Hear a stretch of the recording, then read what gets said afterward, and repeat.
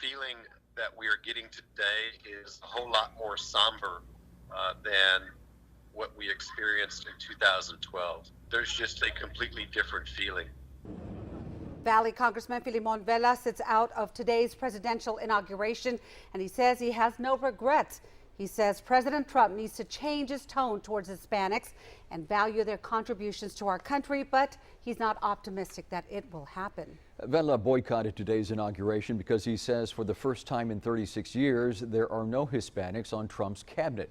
He tells Channel 5 News President Trump has set a tone to encourage racism, and that's what he believes led to the verbal harassment that some Valley students encountered in Washington, D.C.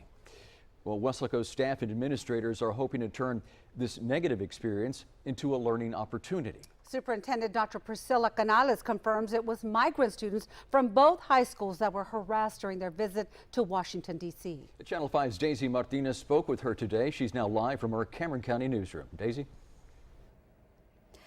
Dr. Canales tells us the migrant students are part of the Close-Up program. It's a program that allows students to experience things like these that otherwise they wouldn't get a chance to. She says she's saddened by the things they had to go through, but she's proud of them for taking the high road.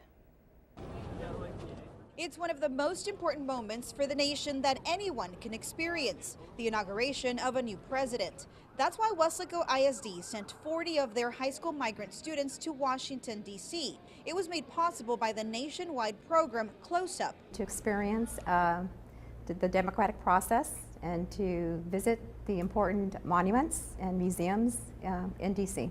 Superintendent Dr. Priscilla Canales tells Channel 5 News not everything went smoothly for those students. On Wednesday, in separate incidents, one student was spit at and several other students were verbally harassed by students also visiting D.C. for the inauguration. Life sometimes presents negative experiences, and that even the negative ones can be used as opportunities for learning and understanding.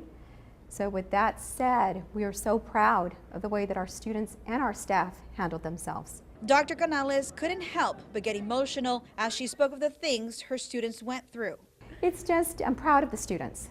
Parents of all the students on the trip were notified about the incidents. The 5 chaperones on the trip used the situation as an opportunity to talk to the students individually and one-on-one about that experience. Dr. Canales says even in this situation, there is a lesson to be learned. Sometimes you can't control the behaviors of others, and you still take the high road.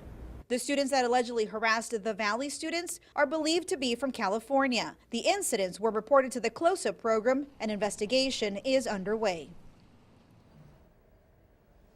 Dr. Canales tells us she had a chance to speak to her staff and some of those students after the inauguration. She says they told her despite the negative experience they went through, this was a once-in-a-lifetime experience and they do it all over again.